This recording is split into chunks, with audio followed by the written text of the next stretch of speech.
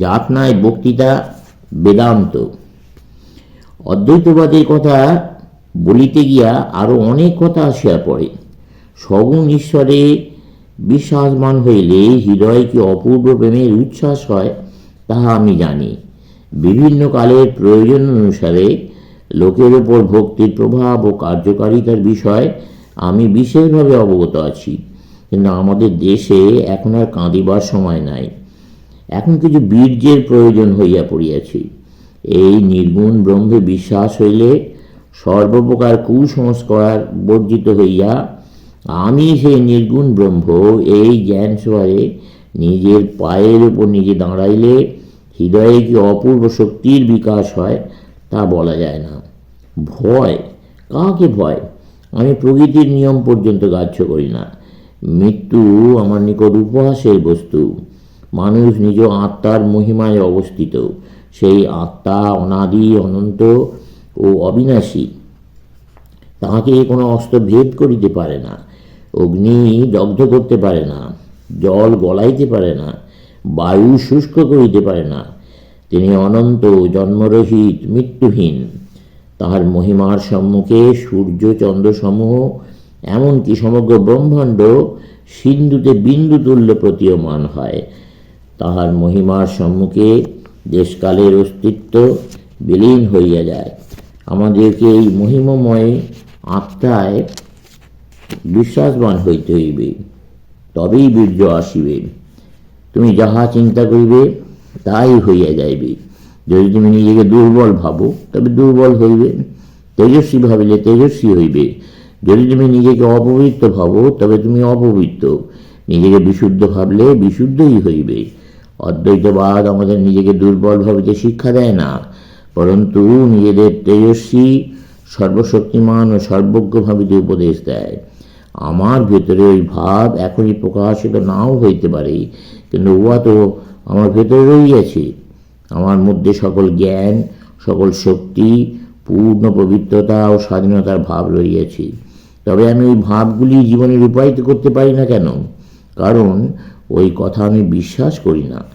যদি উহাতে আমি বিশ্বাসী হই তবে ওই ভাব এখনই প্রকাশিত হইবে, নিশ্চয়ই হইবে। অদ্বৈতবাদ ইহাই শিক্ষা দেয়। অতি শৈশব অবস্থা হইতেই তোমাদের সন্তানগণ তেজস্বী হইউক। তাহাদিওকে কোনরূপ দুর্বলতা বা কোনো বাহ্য অনুষ্ঠান শিক্ষা দেওয়ার প্রয়োজন নাই। তারা তেজস্বী হইউক, নিজের পায়ে নিজেরা দাঁড়াক, সাহসী, সর্বজয়ী, সর্বং সহ হইউক। সর্বপ্রথমে তারা আত্মার মহিমা সম্বন্ধে জানুক। এই শিক্ষা বেদান্তে, কেবল বেদান্তেই পাইবে। অন্যান্য ধর্মের মধ্যে ভক্তি, উপাসনা প্রভৃতি সম্বন্ধে অনেক উপদেশ বেদান্তে আছে, যথেষ্ট পরিমাণেই আছে, কিন্তু আমি যে আত্মতত্ত্বের কথা বলিতেছি তাহাই জীবনপ্রদ এবং অতি অপূর্ব।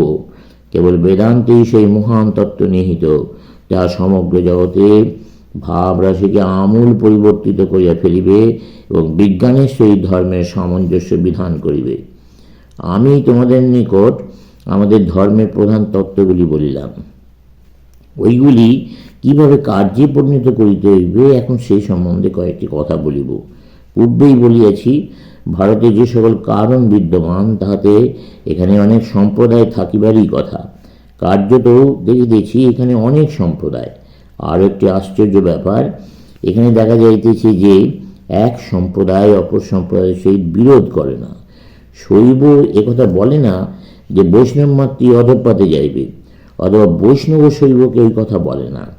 শৈব বলে, আমি আমার পথে চলিতেছি, তুমি তোমার পথে চলো, পরিণামে আমরা একই স্থানে পৌঁছিব। ভারতের সকল সম্প্রদায় এই কথা স্বীকার করিয়া থাকে। ইহাকে ইষ্টতত্ত্ব বলে। অতি প্রাচীন কাল হইতেই একথা স্বীকৃত হইয়া আসিতেছে যে ঈশ্বর উপাসনার বিভিন্ন প্রণালী আছে। ইহাও স্বীকৃত হইয়া আসিতেছে যে বিভিন্ন প্রকৃতির পক্ষে বিভিন্ন সাধন প্রণালী প্রয়োজন। তুমি যে প্রণালীতে ঈশ্বর লাভ করিবে সেই প্রণালী আমার পথ নাও হইতে পারে, হয়তো তাহাতে আমার ক্ষতি হইতে পারে। সকলেই এক পথে যাইতে হইবে, এ কথার কোনো অর্থ নাই। ইয়াতে বরং ক্ষতি হইয়া থাকে। সুতরাং সকলকে এক পথ দিয়া লইয়া যাইবার চেষ্টা একেবারে পরিত্যাজ্য। যদি কখনো পৃথিবীর সব লোক এক ধর্ম মতাবলম্বী হইয়া এক পথে চলে, ভবে বড়ই দুঃখের বিষয় বলিতে হইবে। তাহলে লোকের স্বাধীন চিন্তা শক্তি ও প্রকৃত ধর্মভাব একেবারে বিলুপ্ত হইবে। বৈচিত্র্যই আমাদের জীবনযাত্রার মূল মন্ত্র। বৈচিত্র্য সম্পূর্ণরূপে চলিয়া গেলে সৃষ্টিও লোপ পাইবে।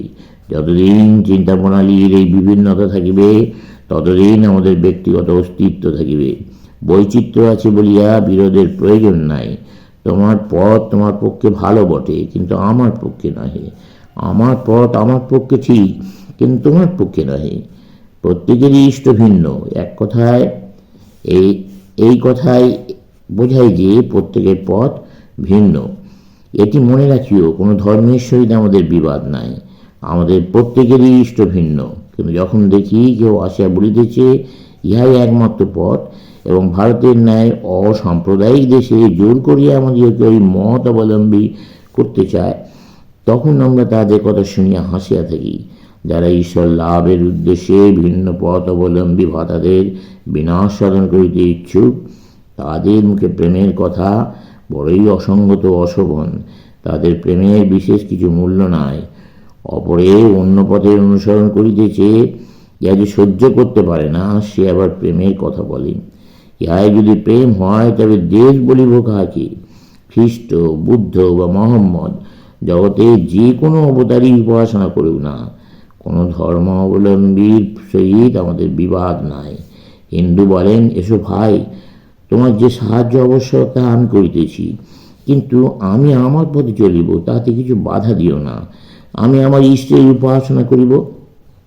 তোমার পথ খুব ভালো, তাহাতে সন্দেহ নাই, কিন্তু আমার পক্ষে হয়তো উহাতে ঘোরতর অনিষ্ট করিতে পারে।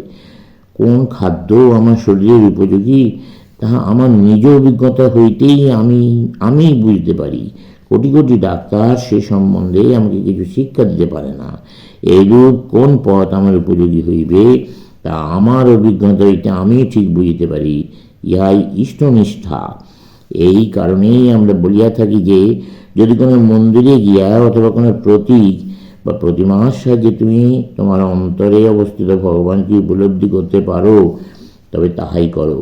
প্রয়োজন বোধে 200 প্রতিমা করো না কেন।